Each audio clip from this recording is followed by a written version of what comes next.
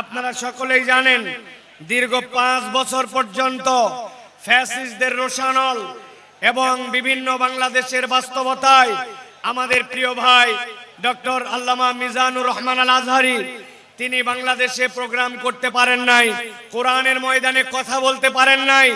আজকে এই ময়দানের মাধ্যম দিয়ে ভাই আবার আমাদের সামনে কোরআনের তাফসীর পেশ করবেন।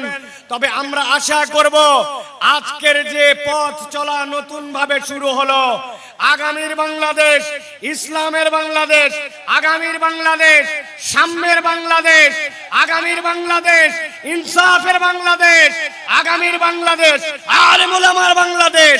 এই বাংলাদেশ যতদিন পর্যন্ত ইনসাফের বাংলাদেশ না হয়, আমাদের ভাই ইনশাআল্লাহ অব্যাহতভাবে তার দায়িত্ব এবং বক্তব্য প্রদান করবেন ইনশাআল্লাহ।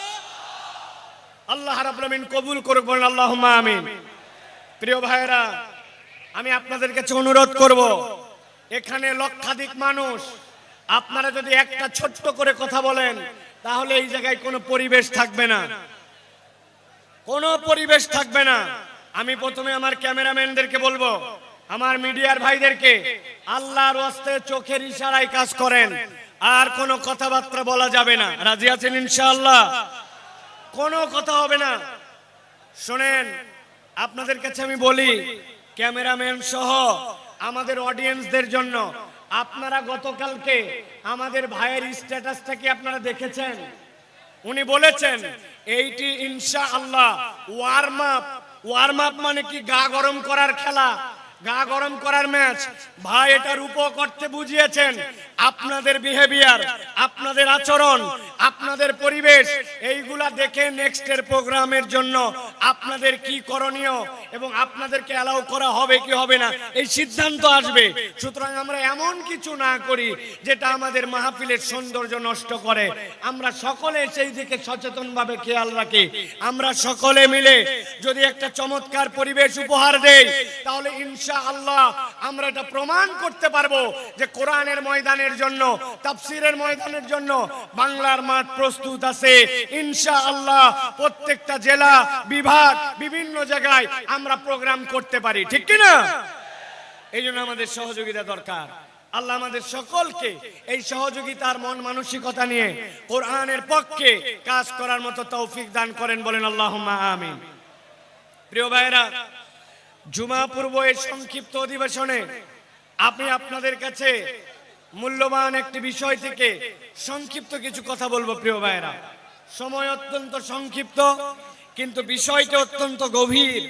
আজকে আমরা এই সংক্ষিপ্ত সময়ে যে বিষয়টিতে কথা বলতে চাই সেটি হচ্ছে, মানুষ এই দুনিয়ার জীবন যখন শেষ করবে, দুনিয়ার জীবন শেষ করে মানুষ আবার আল্লাহ রাব্বুল আলামিনের সামনে যাবে। যখন মানুষ আল্লাহ রাব্বুল আলামিনের সামনে যাবে এবং আল্লাহর কাছে তার আমলনামা নিয়ে উত্থিত হবে, দুনিয়ায় যেরকম ঘরে পর্দায় সকল মানুষ একসাথে থাকে, ওই দিন আল্লাহ রাব্বুল আলামিনের সামনে সব মানুষ একভাবে উঠবে না। হাসরের ময়দানে মানুষদেরকে আল্লাহ রাব্বুল আলামিন হিসাবের বেলায় 4 দলে বিভক্ত করবেন। হাসরের দিনে হিসাবের বেলায় মানুষ কয় দলে বিভক্ত হবে? সকলে কথা বলেন নাই, সকলকে একসাথে বলতে হবে। হাসরের দিনে বিচারের বেলায় মানুষ কয় ভাগে বিভক্ত হবে? সকলে হাতগুলা নিচে নামান। আমি যখন জিজ্ঞাসা করব সব কথা বন্ধ, সব কথা বন্ধ করে আপনাকে এখন আলোচনার কথায় উত্তর দিতে হবে। হাসরের দিনে বিচারের বেলায় মানুষজন কয় দলে বিভক্ত হবে? 4 দলে। গভীর মনোযোগে শুনেন, আমরা সংক্ষিপ্ত সময়ে 4 দলের পরিচয় এবং কোন দল আল্লাহর কাছে সফল হিসেবে বিবেচিত হবে সেই দলে যেন আমাদের নাম অন্তর্ভুক্ত হয়, সেই কথা কয়টি শুনেই আমরা ইনশাআল্লাহ আমাদের কথা শেষ করব। আল্লাহ যেন আমাদেরকে আমলের নিয়তে কথাগুলি শোনার তৌফিক দান করেন, বলেন আল্লাহুম্মা আমিন। আল্লাহ রাব্বুল আলামিন কোরআনুল কারীমের সূরা মুমিনুন, সূরা মুমিনের মধ্যে আল্লাহ রাব্বুল আলামিন কিয়ামত পর্যন্ত আগত মানুষদের জন্য বলছেন, দুনিয়ার মানুষ ভালো করে খেয়াল করো। আল্লাহ বলছেন, আফা হাসিবতুম আন্নামা খলাকনাকুম আবাসা তোমরা কি মনে করো নাকি তোমাদেরকে দুনিয়াতে অযথায় বিনা কারণে কোন রকম আল্লাহ রাব্বুল আমিনের উদ্দেশ্যহীন তোমাদেরকে সৃষ্টি করা হয়েছে নাকি? আল্লাহ বলছে না, দুনিয়ার মানুষ তোমাদেরকে বিনা কারণে উদ্দেশ্যহীন ভাবে সৃষ্টি করা যেমন হয় নাই, সেরকম এইটাও তোমরা ভাবো নাকি? ওয়া আন্নাকুম ইলাইনা লা তুরজাউন, আল্লাহর কাছে তোমাদেরকে বোধহয় ফেরত আসতে হবে না। আল্লাহ এর দ্বারা বুঝাতে চান বান্দা তোমাকে অযথায় সৃষ্টি করা হয় নাই, আবার আল্লাহর কাছে তোমাকে ফেরত অবশ্যই আসতে হবে, ঠিক কি না? দুনিয়ায় অনেক নাস্তিকেরা আছে, নানান ধরনের ইসলামের বিপক্ষে কথা বলে, কোরআনের বিপক্ষে কথা বলে। আমরা মাঝে মাঝে বলি দুনিয়ায় কোরআনকে অস্বীকার করো, এরকম দুঃসাহস অনেকে দেখায়, অনেক কথা বলে, কিন্তু তাদের কাছে আমাদের চ্যালেঞ্জ, পুরা কোরআন তোমাকে অস্বীকার করতে হবে না। তোমার যদি সাধ্য থাকে, আল্লাহ কোরআনুল কারীমের মধ্যে বলেছেন কুল্লু নাফসিন যায়িকাতুল মাউত, এই দুনিয়াতে যে জীবন নিয়ে এসেছে তাকে মৃত্যুবরণ করতে হবে, পুরা কোরআন অস্বীকার করতে হবে না। তোমার সাধ্য থাকলে 100, 150, 200 বছর বেঁচে দেখাও। দুনিয়ার মানুষ তার জীবন যদি তাকে মৃত্যুর স্বাদ গ্রহণ করতে হয়, তাহলে ওই মানুষ যেরকম কোরআনের একটা আয়াতকে অস্বীকার করতে পারে না, আল্লাহ বলছেন তুমি যতই লাফাও না কেন, প্রকৃতার্থে তুমি আল্লাহর বিধানের বাইরে যেতে পারবে না। আল্লাহ রাব্বুল আমিন বলছেন, যেহেতু আল্লাহ রাব্বুল আমিন তোমাকে অযথা সৃষ্টি করেন নাই, আল্লাহ রাব্বুল আমিন তোমাকে যৌক্তিক কারণে তার কাছে ফেরত আসতে হবে, এটাও স্মরণ করায় দিচ্ছেন। এবার আল্লাহ নিজের পরিচয় দিচ্ছেন, ফাতাআলাল্লাহুল মালিকুল হক লা ইলাহা ইল্লা হুয়া রাব্বুল আরশিল কারীম। আল্লাহ রাব্বুল আমিন বলছেন তিনি সেই মহান রব যিনি আরশের অধিপতি, যার থেকে বড় মর্যাদার আর কেউ নাই। আল্লাহ নিজে বলছেন সেই আরশের অধিপতি। তোমাদেরকে বুঝাতে চান তোমাদেরকে অযথায় সৃষ্টি করা হয় নাই, আর আল্লাহর কাছে তোমাকে ফেরত আসতে হবে। এই জন্য আল্লাহ বলছেন ওয়া মাইয়াদউ মাআল্লাহি ইলাহান আখার, তোমাদের মধ্যে থেকে আল্লাহকে যে ইলাহ ছাড়া, আল্লাহ ছাড়া অন্য কাউকে ডাকো তোমরা, অনেক সময় আল্লাহ ছাড়া অন্যের কাছে সাহায্য চাও, আল্লাহ ছাড়া কেউ ভালো মন্দ করতে পারে এরকম বিশ্বাস করো। আল্লাহ বলছেন লা বুরহানা লাহু বি, আল্লাহ বলছেন এটার কোনো প্রমাণ নাই। আল্লাহর পুরা সৃষ্টি জগৎ সাক্ষ্য দেয় আল্লাহ ছাড়া আসলে কোনো রব নাই, প্রকৃতার্থে কোনো মাবুদ নাই। আল্লাহ বলছেন ফা ইন্নামা হিসাবুহু ইনদা রাব্বিহি, জেনে রাখো আল্লাহর কাছে তোমাকে হিসাব দিতে হবে। ইন্নাহু লা ইউফলিহুল কাফিরুন, আল্লাহ বলছেন, রব্বুল আমিন তোমাদেরকে বলছেন আল্লাহকে যে অস্বীকার করে, আল্লাহকে যে মানে না, আল্লাহ গ্যারান্টার হচ্ছেন সে কখনো সফল হতে পারবে না। তাহলে আল্লাহ রাব্বুল আলামিন বলছেন কাফের মুশরিকরা কখনো সফল হতে পারবে না। আর আল্লাহ বলছেন আল্লাহ তোমাকে অযথায় সৃষ্টি করেন নাই, আল্লাহর কাছে তোমাকে ফেরত যেতে হবে। এবার জিজ্ঞাসা করব, আমরা কি এই ঈমানটুকু ন্যূনতম বিশ্বাস করি যে আল্লাহর কাছে আমাদেরকে ফেরত যেতে হবে? হাত তুলে আল্লাহকে দেখান, আল্লাহর কাছে আমাদেরকে ফেরত যেতে হবে। কথা বলেন, 2 হাত তোলেন, শক্ত করে 2 হাত তোলেন। যারা যারা বিশ্বাস করি আল্লাহ আমাদেরকে অযথায় সৃষ্টি করেন নাই, আল্লাহর কাছে ফেরত যেতে হবে, হাত তুলে আল্লাহকে দেখান। থামেন, এই বসো, হাত সোজা করেন, হাত নামাবেন না, কোনো কথা বলবেন না, একটা কথা হবে না। আপনারা বসেন, কেউ দাঁড়াই থাকবেন না, হাত সোজা করেন। হাত নামাতে বলি নাই, বসতে বলছি। সকলকে আমি 10 সেকেন্ড সময় দিলাম, আপনাদের যত কথা আছে 10 সেকেন্ড বলেন, কথা বলেন। এই ডানে মামি কথা বলেন, এই সামনে কথা বলেন, 10 সেকেন্ড। কথা শেষ, আপনাদের কথা শেষ। হাত সোজা করেন, শক্ত করে হাত সোজা করেন। এবার আল্লাহর নামে একটা রণহুঙ্কারের তাকবীর দিব। এই তাকবীরের পর আর একটা শব্দ হবে না। রাজি আছেন আপনারা? পেকুয়ার ময়দানে আজকে যত তাকবীর দিয়েছেন এই তাকবীরটা সবচেয়ে বলিষ্ঠ কণ্ঠে আল্লাহর জন্য দিতে হবে। রাজি আছেন? যারা আছেন তারা হাত শক্ত করে তোলেন, শক্ত করে তোলেন। সোজা হয়েছে? এবার হাতটা বুক বরাবর না, নেই বরাবর, বুক বরাবর নিছেন সবাই। এবার আমি লিল্লাহে তাকবীর বললে হাত দুটো উপর দিকে ছুঁড়ে দিয়ে আল্লাহু আকবার বলতে হবে। পারবেন সবাই? পারবেন সবাই? রেডি সবাই? এরপরে আর কোনো কথা হবে? হবে? কাতার নিয়ে বসেন, ডানে যারা আছেন বসেন, জুমার নামাজ হবে এক্ষণে। কাতার নিয়ে বসেন সকলে। সকলে রেডি আছেন? আর কোনো কথা হবে? রেডি তাহলে সকলে। এটা প্রমাণ দিতে হবে। আমি লিল্লাহে তাকবীর বললে আকাশের দিকে হাত ছুঁড়ে দিয়ে আল্লাহু আকবার বলবেন। পারবেন ইনশাআল্লাহ? দেখে একটা তাকবীর দেন। লিল্লাহে তাকবীর, লিল্লাহে তাকবীর। আল কোরআনের আলো, আল হাদিসের আলো, তোমার নেতা আমার নেতা, তোমার নেতা আমার নেতা। আলেম ওলামা যেখানে। হাসরের ময়দানে মানুষ মূলত আল্লাহর কাছে চার ভাবে তার আমল নামা নিয়ে উত্থিত হবে। কয় ভাবে? চার ভাবে। এক নম্বর, আল্লাহ বলছেন একদল লোক বিনা হিসাবে জান্নাতে যাবে। সুবহানাল্লাহ বলেন, নাউজুবিল্লাহ বলেন। আরেক দল লোক হিসাব হবে, কিন্তু হিসাবটা আল্লাহ সহজ করে দিবেন, জান্নাতে যাবে। আরেক দল লোক হিসাব হবে, কিন্তু হিসাবটা এমন কঠিন হবে ওই ব্যক্তিরা আল্লাহ রাব্বুল আলামিনের কাছ থেকে নিষ্কৃতি পাবে না।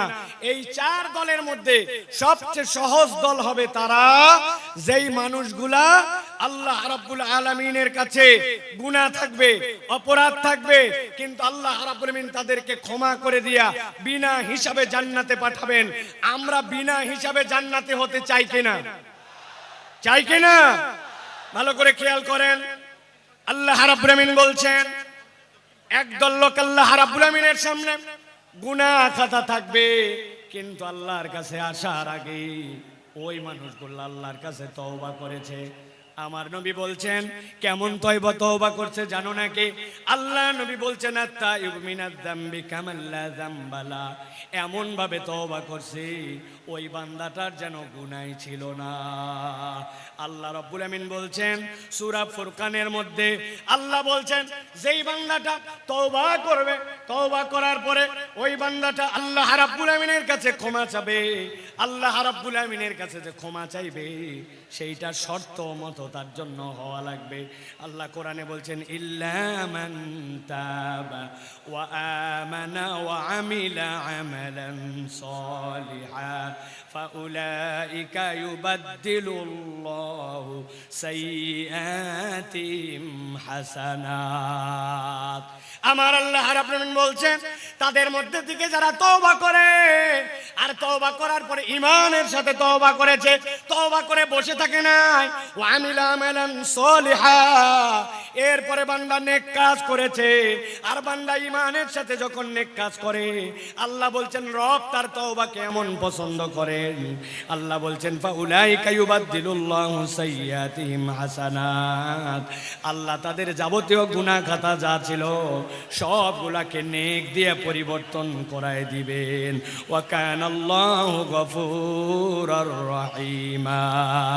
আল্লাহ বলছেন নিশ্চয় আল্লাহ রাব্বুল আমিন বান্দাদের জন্য গফুর, ক্ষমাশীল, বান্দাদের জন্য দয়াদ্র।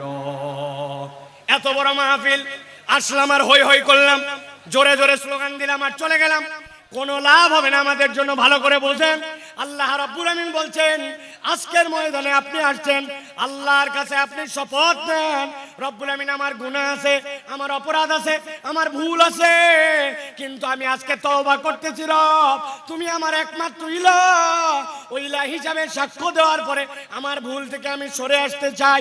বান্দা যদি একবার আল্লাহকে ইলাহ হিসাবে গ্রহণ করে আর গ্রহণ করার পরে আল্লাহর কাছে তওবা করে, রব্বুল আমিন বান্দাকে মাফ করে দিবে। মুফাসসিররা ব্যাখ্যা করেছেন ওয়াল্লাযীনা ইউওয়াহ্হিদুনাল্লাহ ওয়া লা ইয়াদউনা ওয়া লা ইয়াবুদুনা ইলাহান গায়রা। আল্লাহর কাছে ঈমান আনার মানে কি? আল্লাহর তাওহীদে আপনাকে অটল হতে হবে। আল্লাহ রাব্বুল আমিন ছাড়া কারো সাথে ইবাদত করা যাবে না এবং আল্লাহ ছাড়া কাউকে ডাকা যাবে। বান্দা যদি এইটা করে, আল্লাহ বলছেন বান্দা তোমার গুনাহ যত হোক আমি রব্বুল আমিন তোমাকে প্রকৃত তওবাকারী হিসাবে কবুল করে নিয়া আমি তোমাকে মাফ করে দিব। তবে একটা শর্ত আছে, বান্দার হক নষ্ট করা যাবে না, ঠিক কি না? আপনি দেশের টাকা বিদেশে পাচার করে দিবেন, আপনি দেশের হরিলুট করে ফেলবেন, রাস্তাঘাট খেয়ে ফেলবেন, আপনি দেশের বিভিন্ন জায়গায় জালিয়াতি করবেন, যেই প্রজেক্ট অল্প টাকায় হয় ওইটা 10 গুণ 20 গুণ বাড়াবেন, এরপরে শেষ বয়সে এসে আল্লাহর কাছে তওবা করবেন, মাপ পাওয়ার কোনো সুযোগ নাই। মনে করছেন দেশের থেকে হয়তো বেরিয়ে গেছি, পালায়ে গেছি আর মাপ পেয়ে গেছি, এত সোজা নয়। আমি আপনাদের কাছে জিজ্ঞাসা করতে চাই, আমেরিকা কি আল্লাহর দুনিয়ার ভিতরে না বাহিরে? কথা বললেন না। আমেরিকা আল্লাহর দুনিয়ার ভিতরে না বাহিরে? কানাডা কি আল্লাহর দুনিয়ার ভেতরে না বাহিরে? ফ্রান্স কি আল্লাহর দুনিয়ার ভেতরে না বাহিরে? আমাদের পাশের দেশটা কি আল্লাহর দুনিয়ার ভেতরে না বাহিরে? বললেন না যে আল্লাহর দুনিয়ার ভেতরে না বাহিরে? আপনি কেমনে ভাবলেন আশপাশে পালায় যে আমি চির মুক্তি পেয়ে গেলাম? আমি আমার ভাষায় বলি, ফুটবল খেলা মাঝে মাঝে শুরু হয়, সেন্টার থেকে বল নিয়ে খেলতে খেলতে এপা ওপা করে ডিয়ের মধ্যে যায়, ডিয়ের মধ্যে থেকে এরপরে গোল দিকে কিক করে। আপনার কেবলমাত্র দৌড়ানি শুরু হয়েছে, এখনো বহুত দৌড়ানি বাকি আছে। আল্লাহর ধরা সবচেয়ে বড় ধরা। আল্লাহ ধরে না কিন্তু ধরলে আল্লাহ ছাড়ে না, ঠিক কি না?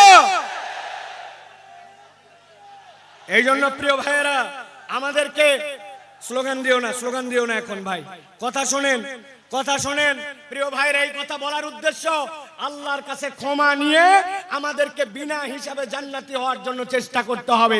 এটা একটা দল কয়টা বলছি? 4টা। চলেন এবার 2 নম্বর দল।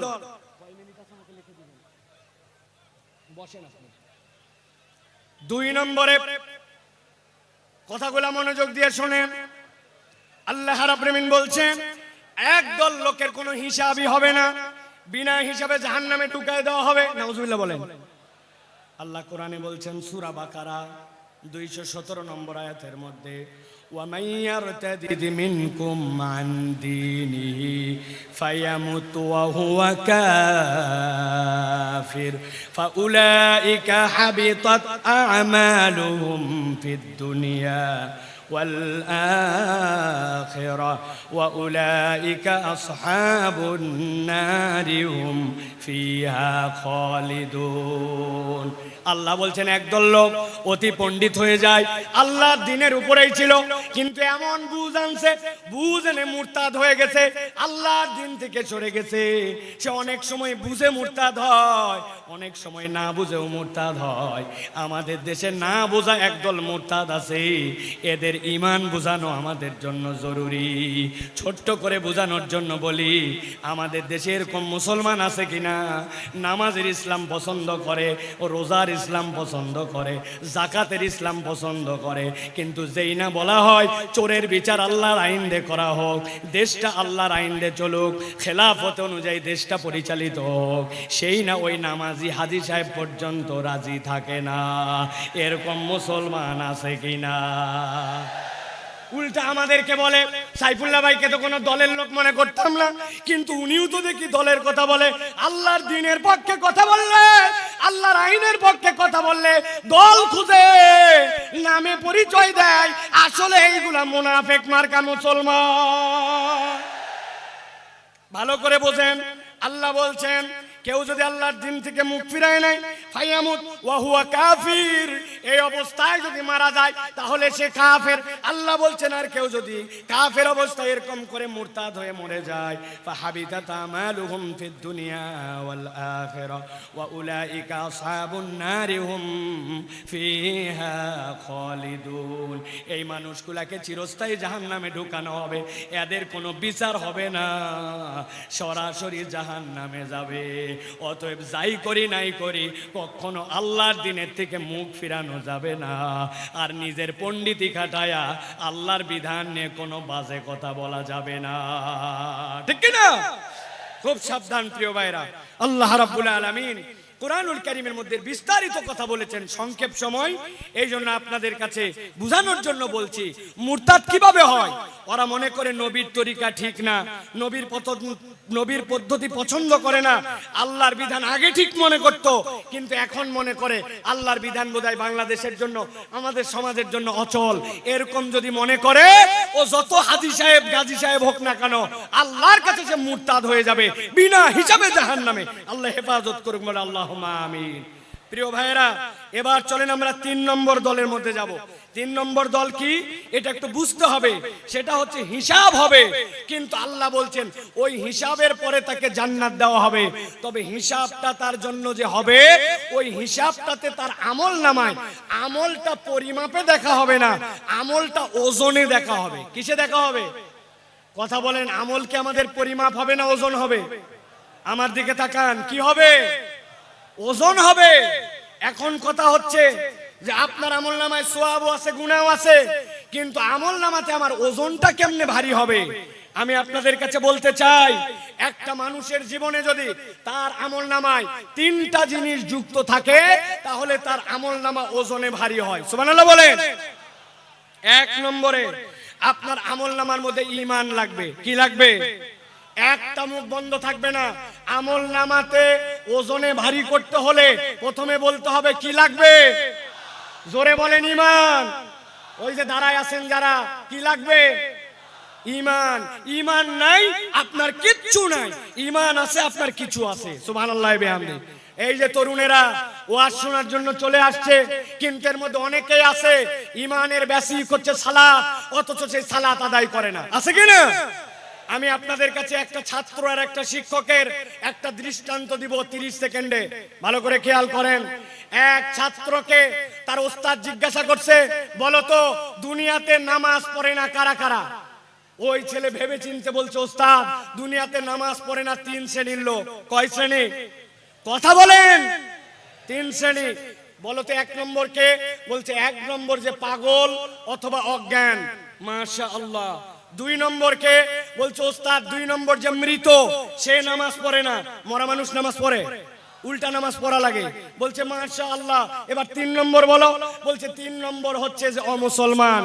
তাহলে নামাজ পড়ে না কয় শ্রেণী? 1 নম্বরে পাগল অথবা অজ্ঞান, বলেন। 2 নম্বরে মৃত, 3 নম্বরে অমুসলমান। এবার পেকুয়ার লক্ষ মানুষকে সামনে নিয়ে জিজ্ঞাসা করতে চাই, যারা এখানে আছেন দাঁড়ায় বসে দূরে কাছে, আমরা কি পাগল অথবা অজ্ঞান? আমরা কি মৃত? আমরা কি অমুসলমান? আপনি কিন্তু ফাঁসে গেছেন। আপনি এক আগামীকালকে নামাজ পড়েন নাই, বলছে এই তুই কি পাগল? বলছে না। তাহলে মরা না, অমুসলমান না। তো আপনি পাগল না, মরা না, অমুসলমান না, আপনি নামাজ পড়বেন না, তা হবে না। ঠিক কি না? ঈমানের পরে সবচেয়ে গুরুত্বপূর্ণ এইটা হচ্ছে আপনার আমার জন্য সালাত। তাহলে আমলে ওজন বাড়ানোর জন্য কাজ 3টা। 1 নম্বর ঈমান লাগবে। কি লাগবে? 2 নম্বর লাগবে নিয়ত সহি লাগবে, আপনার নিয়তটা বিশুদ্ধ লাগবে। নিয়ামতুল্লাহ নিজামীর কথা, মোটরসাইকেলে আসতে আসতে আমার চোখটা ছলছল হয়ে গেছে। বল সাইফুল্লাহ ভাই, এত লক্ষ লক্ষ লোক দেখানোর জন্য আয়োজন করি নাই। আমার আব্বা ইন্তেকাল করে গেছেন, এলাকাবাসী অনেক মানুষ মারা গেছে। একটা লোক যদি দোয়া করে, আমার বাপ যদি সেখান থেকে নিষ্কৃতি পায়, আর মানুষ যদি কোরআনের বার্তা নিয়ে কোরআনের পক্ষে বাড়িতে যায়, আমার আয়োজন সফল ভাই। একটু দোয়া করবেন। নিয়ামতুল্লাহ যদি মনে করতো অনেক টাকা দিছে, দেখ কত বড় আয়োজন করি, আয়োজনের 1 পয়সাও দাম নাই। এই জন্য আমলটা লাগবে ইখলাসের সাথে, আল্লাহর জন্য। ঠিক কি না? আমল করব কার জন্য? আল্লাহর জন্য।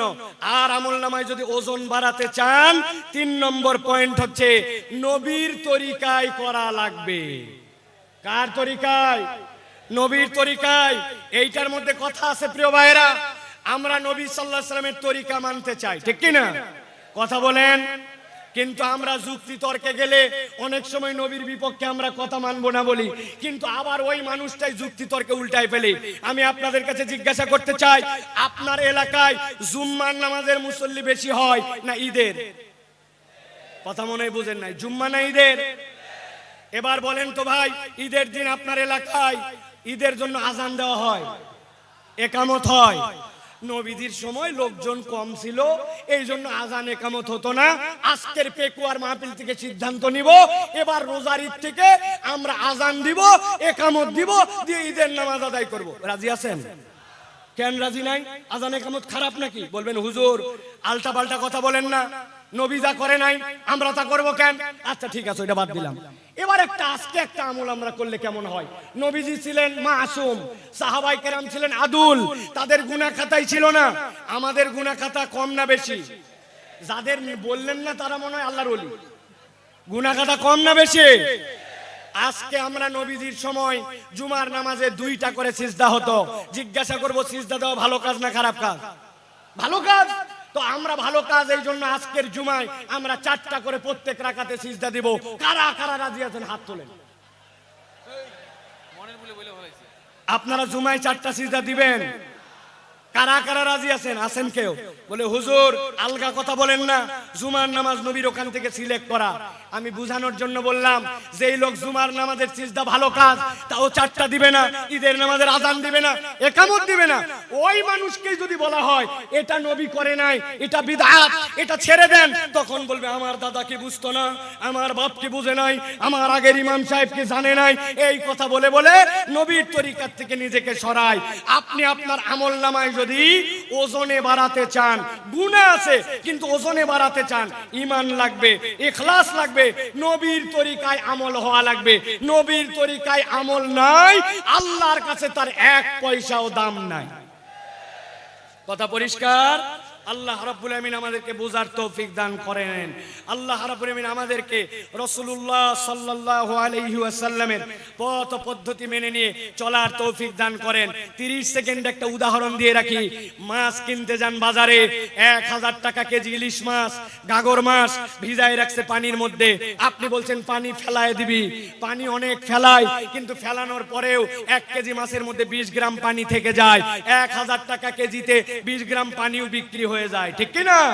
আমাদের গুনাহ থাকবে, অপরাধ থাকবে, কিন্তু ঈমান যদি থাকে আর ইখলাস যদি থাকে, নবীর তরিকায় ইবাদত থাকে, তাহলে ওই পানি যেরকম বিক্রি হয়ে যায়, আমাদের গুনাহগুলো আল্লাহ রাব্বুল আমিন মিটায় দিবেন, দিয়ে হিসাব হয়তো হবে, কিন্তু আল্লাহ আমাদেরকে জান্নাতের ফয়সালা করে দিবেন।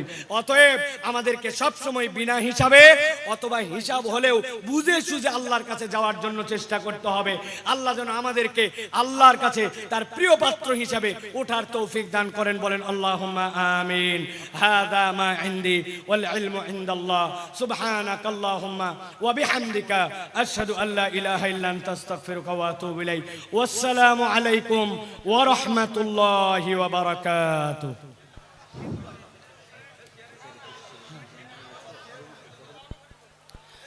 আল্লাহু আকবার, আল্লাহু আকবার, আল্লাহু আকবার,